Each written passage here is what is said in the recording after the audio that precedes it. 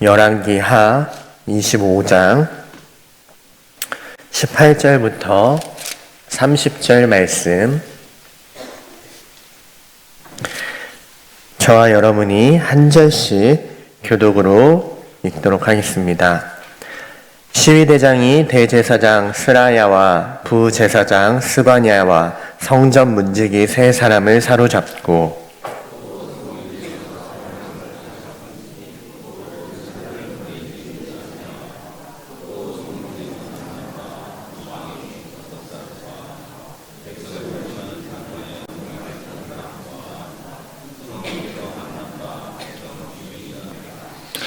시위대장 누부사라단이 그들을 사로잡아 가지고 리블라 바벨론 왕에게 나아가매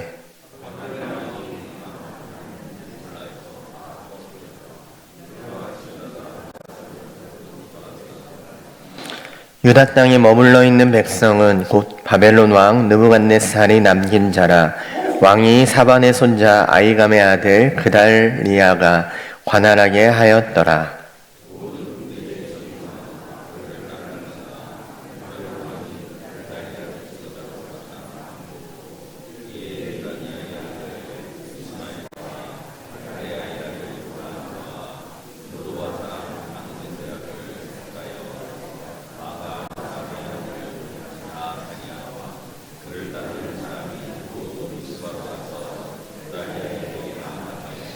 그달리아가 그들과 그를 따르는 군사들에게 맹세하여 이르되 너희는 갈대아인을 섬기기를 두려워하지 말고 이 땅에 살며 바벨론 왕을 섬기라. 그리하면 너희가 평안하리라 하니라.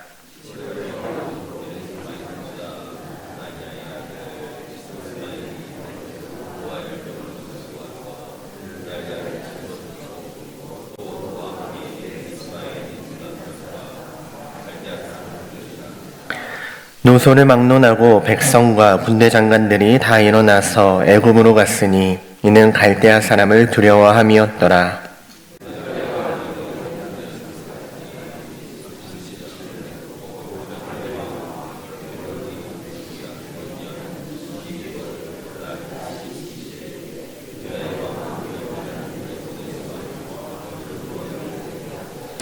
그에게 좋게 말하고 그의 지위를 바벨론에 그와 함께 있는 모든 왕의 지위보다 높이고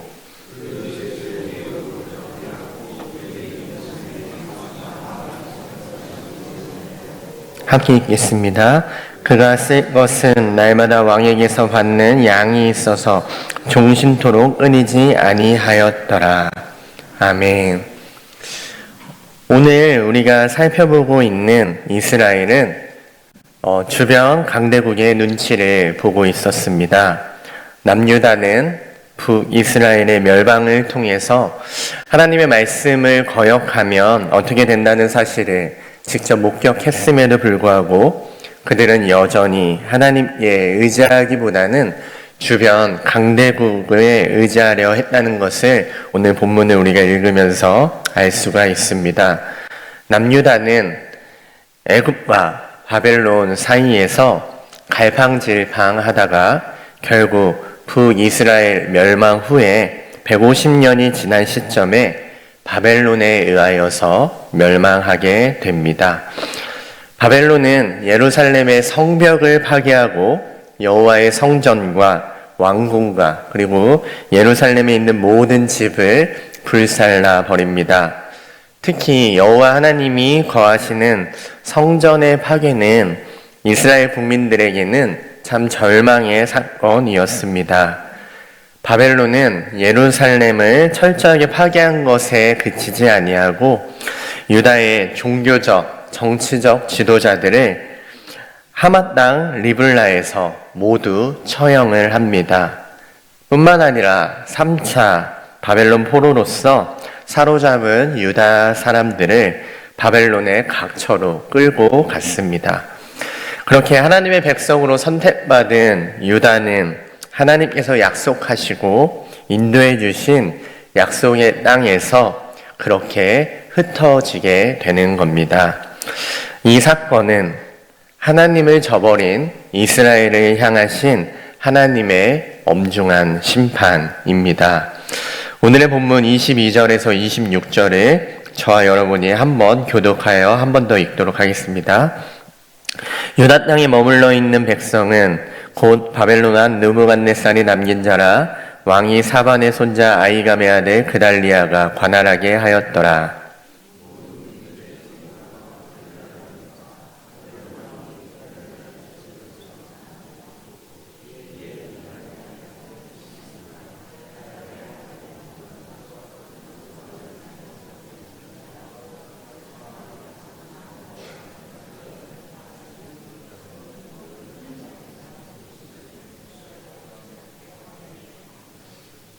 그달리아가 그들과 그를 따르는 군사들에게 맹세하여 이르되 너희는 갈대아인을 섬기기를 두려워하지 말고 이 땅에 살며 바벨론 왕을 섬기라. 그리하면 너희가 평안하니라 하리라.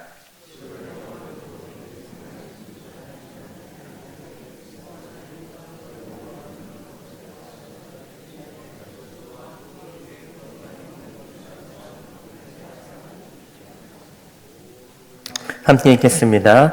노소를 막론하고 백성과 군대 장관들이 다 일어나서 애굽으로 갔으니 이는 갈대아 사람을 두려워함이었더라. 아멘. 바벨론은 점령지를 본국의 관리자나 자국민을 보내서 직접 통치한 것이 아니라 오늘 본문을 보면 점령지의 사람들로 하여금 스스로 통치할 수 있는 자치제를 실시해서 세금과 조공을 받아갔음을 우리가 확인할 수 있습니다.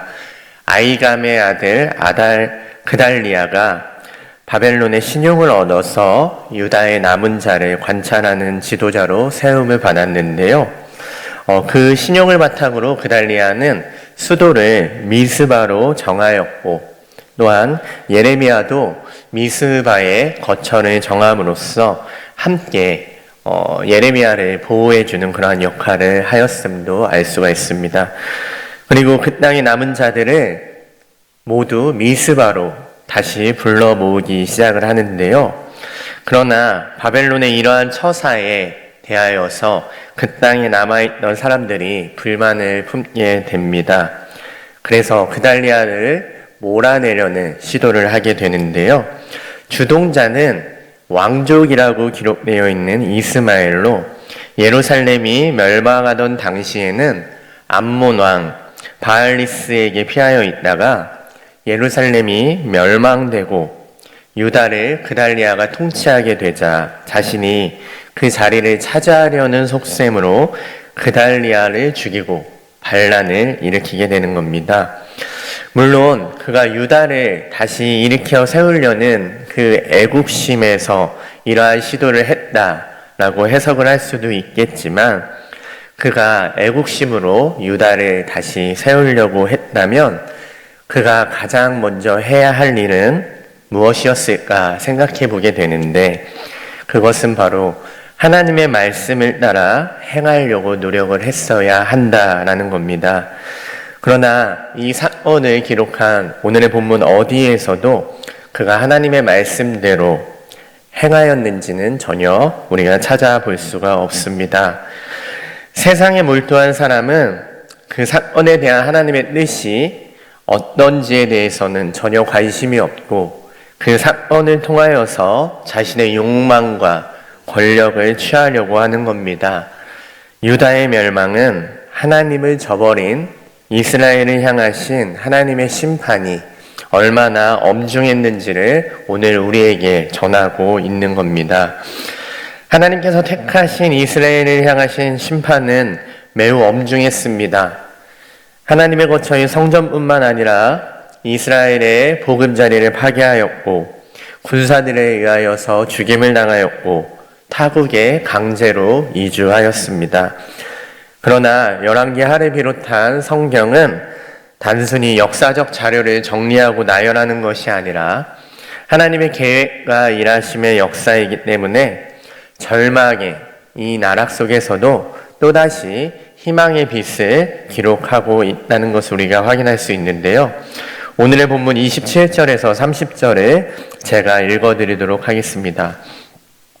유다의 왕 여호아긴이 사로잡혀간 지 37년 곧 바벨론 왕 에월무로닥이 즉위한 원년 12월 그달 27일에 유다의 왕 여호와긴을 옥에서 내놓아 그 머리를 들게 하고 그에게 좋게 말하고 그의 지위를 바벨론에 그와 함께 있는 모든 왕의 지위보다 높이고 그 제수의 의복을 벗게 하고 그의 일평생에 항상 왕의 앞에서 양식을 먹게 하였고 그가 쓸 것은 날마다 왕에게서 받는 양이 있어서 종신토록 끊이지 아니하였더라. 아멘. 지금 읽은 본문은 예루살렘이 함락한 지 25년, 2차 포로가 된 지 37년이 되는 BC 561년 바벨론에서 일어난 일을 소개하고 있습니다. 바벨론의 에월 무로닥 즉위 원년에 대사 멸령에 의하여서 여호야긴은 옥에서 풀려나게 됩니다. 그리고 기록된 것을 살펴보면 머리를 들게 하고 또 좋게 말하고 지위를 높이고 제수의 의복을 벗게 하고 왕 앞에서 양식을 먹게 하고 그가 쓸 것을 종신토록 끊이지 않게 하였다라고 기록을 하고 있습니다. 이것은 그가 유다의 왕으로서 복권이 되었다라는 것을 의미하는 건데요. 따라서 이스라엘은 바벨론에 의하여서 멸망해서 이 세상에 사라져 없어지는 것이 아니라 분명 다시 회복될 것이다 라는 것을 제시하고 있는 것입니다. 그리고 예레미야의 예언대로 70년이 지난 후에 바사왕 고레스의 명에 의하여서 이스라엘은 다시 예루살렘으로 돌아오게 됩니다. 여러분들이 잘 아시다시피 마틴 루터에 의하여서 종교개혁이 시작이 되었습니다. 루터는 성 베드로 성당에 건축에 필요한 자금을 마련하기 위하여서 면죄부를 판매했던 카톨릭 교회를 반박하는 95개조 반박문을 비텐베르크 성가 교회문에 내걸었고 이로 인하여서 종교개혁이 시작이 되는 겁니다. 그러나 단지 종교개혁은 마틴 루터 한 사람에 의하여서 주도된 것은 아닙니다. 이미 이전부터 카톨릭 교회의 죄악에 대하여서 문제를 제기하고 또 정화하고자 깨어있는 사람들이 있었다는 겁니다. 하나님의 말씀을 바르게 바라보며 그것을 전하기 위하여서 번역하는 사람들이 있었고 그것을 전하기 위하여서 말씀 한 권 한 권을 직접 다 암기하여서 스스로 요한복음이 되고 스스로 마태복음이 되어서 그것을 거리에서 외치는 자들이 있었다라는 것입니다. 그런 것들이 쌓이고 쌓이자 결국 루터의 95개조 방망문에 이르렀고 종교개혁에 이르렀다라는 것입니다. 예루살렘의 멸망은 이스라엘을 절망에 빠뜨렸지만 이스라엘은 희망을 놓지 않았습니다. 대표적으로 다니엘과 그 친구들은 나라의 환경 속에서 상황 속에서 좌절하지 않고 더욱 하나님을 의지하면서 자신에게 맡겨진 일에 최선을 그리고 충성되이 일을 하였다는 것을 우리는 성경을 통하여 볼 수가 있습니다. 이처럼 하나님 앞에서 깨어있는 사람들이 자신의 삶의 자리에서 또 하나님의 자녀로서 하나님의 말씀을 따라 최선을 다하는 삶을 살아가는 것이 쌓이면서 하나님의 때에 하나님께서 일하시기 시작하시는 것입니다. 그렇다면 어느 때보다도 기독교가 타락했다고 공격받는 오늘을 우리가 살아가고 있는데 우리는 어떻게 이 삶을 살아내야 하는가에 대한 답이 나오는 겁니다. 우리는 하나님께서 이 시대를 위하여서 도구로 택한 줄 믿습니다. 우리가 서 있는 이 자리 역시 내가 스스로 선택한 것이 아니라 하나님께서 그 자리에 세워주셨다라는 것을 잊지 마시기 바랍니다. 아무리 우리의 주변 상황이 어렵다 할지라도 우리가 서 있는 자리에서 하나님의 자녀로서 말씀을 붙들고 하나님께서 맡겨주신 일에 말씀 따라 최선을 다한다면 이러한 삶이 누적이 되어서 하나님의 때에 그 결실이 맺어지게 될 것입니다. 하나님께서는 약속하셨던 시간을 하나님의 뜻대로 흔들림 없이 잃어가고 계십니다. 그러므로 우리는 나의 소망은 언제나 하나님이심을 고백해야 하는 것이며, 때로는 눈에 보이지 않기에 나의 힘으로 노력을 하고 나의 시선으로 헛된 소망을 찾아보기도 하지만, 그 방황의 끝자락에 언제나 서 계시는 하나님의 은혜를 경험하며 하나님께 감사를 드리게 되어야 하는 겁니다. 인생의 길이 막힐 때, 또 내 뜻대로 풀리지 않을 때, 그리고 환난과 공고함으로 힘이 들 때 꼭 기억하시기 바랍니다. 하나님은 우리의 기도를 거절하신 게 아니라 선하신 방향으로 인도하고 계시다는 것을, 하나님께서는 한 번도 우리들을 아끼지 않으신 적이 없으시고, 하나님은 한 번도 우리를 사랑하지 않으신 적이 없으십니다. 하나님은 우리를 선하신 길로 인도해 가십니다. 답답한 인생에 부딪힐 때 말씀 따라 최선을 다해 하나님께서 우리를 어떤 길로 인도하실까를 바라보시면서 그 선한 길을 따라가서 하나님의 자비롭고 은혜로우심을 자랑하는 우리들이 되기를 간절히 소망합니다. 기도하시겠습니다.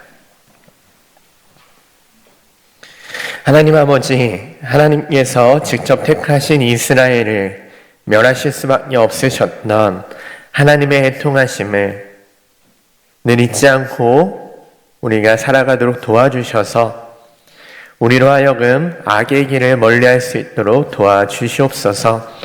일생의 나날들 속에서 일어나는 수많은 사건들을 단순히 세상의 시선으로 보기보다는 그 사건을 통하여서 하나님께서 주시려는 말씀이 무엇인지를 깨달을 수 있는 지혜를 허락하여 주시옵소서. 어떠한 상황에 처할지라도 좌절과 낙담보다는 하나님께서 주시는 희망을 갖게 해주시며 그 소망과 더불어 맡겨주신 일에 최선을 다하는 주님의 자녀로 살아갈 수 있도록 도와주시옵소서. 매 순간 최선을 다하는 우리를 통하여서 이 세상이 하나님의 나라가 되어져가는 은혜를 베풀어 주시옵소서. 예수님의 이름으로 기도드립니다. 아멘.